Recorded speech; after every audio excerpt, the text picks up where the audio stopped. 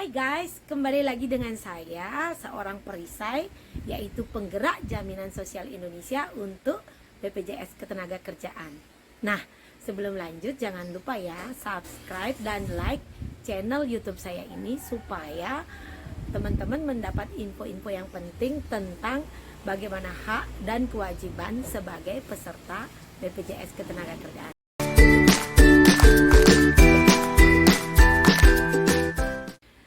Di video-video saya yang lalu sudah ada dijelaskan bahwa ada 2 segmen pendaftaran untuk menjadi peserta BPJS Ketenagakerjaan, yaitu 1 segmen PU, penerima upah adalah untuk pekerja formal. Yang kedua segmen BPU yang kepanjangannya bukan penerima upah, untuk segmen untuk pekerja non formal atau peserta mandiri. Nah, untuk di video kali ini saya akan membahas khusus untuk segmen BPU, bukan penerima upah, pekerja non formal yang mendaftar secara mandiri.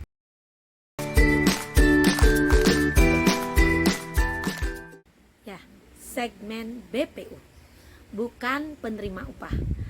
Nah, segmen ini adalah jaminan sosial yang diperuntukkan untuk semua warga negara, semua profesi yang tidak ada pemberi kerjanya.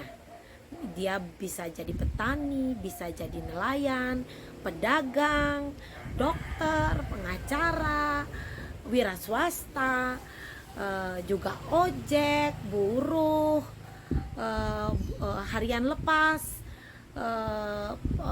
kerja serabutan, apa saja, yang penting dia seorang pekerja di usia kerja, di usia produktif, itu semua bisa mendaftar sebagai peserta BPU. Di segmen BPU ini manfaatnya ada 3. Kalau yang sebelumnya program jaminan sosial Indonesia yang untuk BPJS Ketenagakerjaan ini kan manfaatnya ada 5.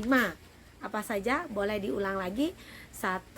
Jaminan kecelakaan kerja, 2. Jaminan kematian, 3. Jaminan hari tua, 4. Jaminan pensiun, dan 5 yang sekarang terbaru adalah jaminan kehilangan pekerjaan.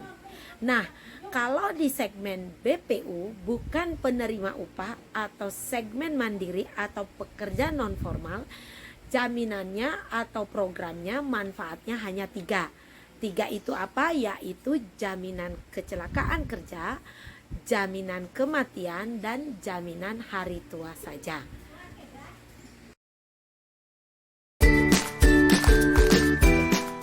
Nah, sekarang iurannya. Iuran dari program BPU ini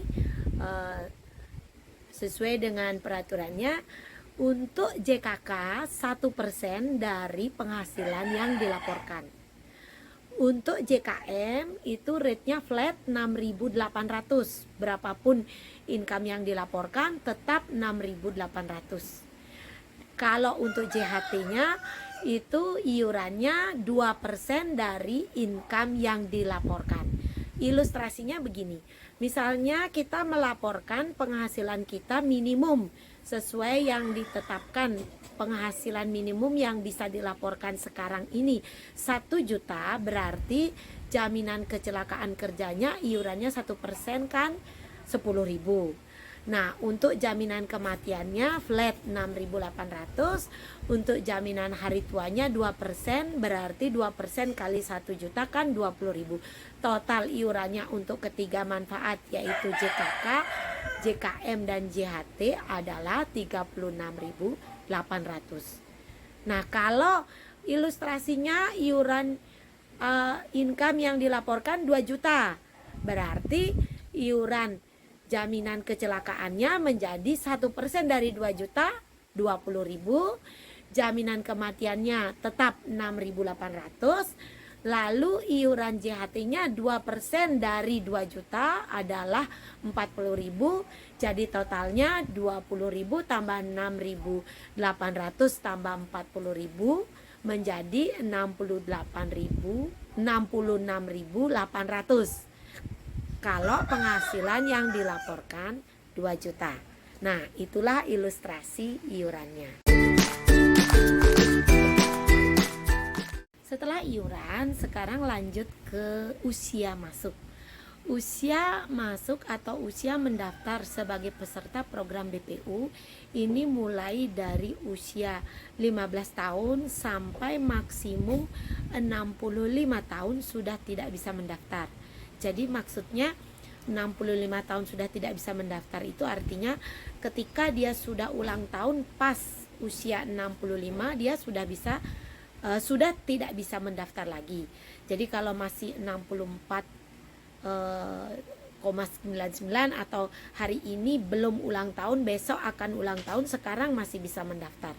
Masa iurnya adalah sampai kita masih mau menerima manfaatnya. Kapanpun kita mau berhenti bisa aja.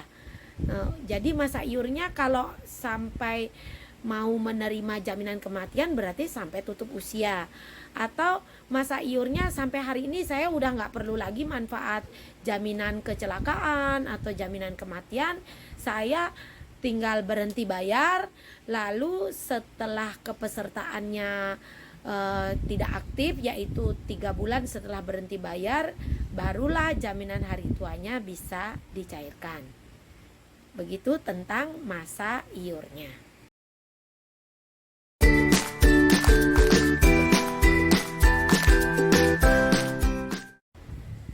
Ya, sekarang cara pendaftaran. Untuk pendaftaran program BPU ini sangat mudah. Teman-teman tinggal chat saya ke WhatsApp. WhatsApp-nya nanti saya tulis ya di caption saya. Lalu mengirimkan KTP, informasi pekerjaan, dan nomor telepon. Tentu juga mengirimkan iuran pertamanya ke rekening yang saya akan berikan. Itu saja. Lalu nanti saya akan daftarkan. Setelah itu teman-teman akan menerima kartu.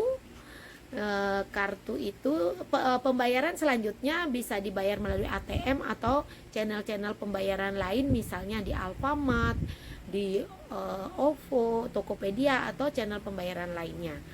Nah, demikian video saya ini mengenai program BPU.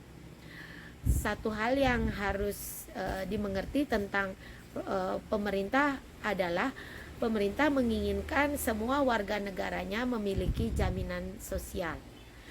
Dengan tujuan untuk mencapai negara maju, salah satu persyaratannya adalah negara yang memiliki warga negara dengan jaminan sosial.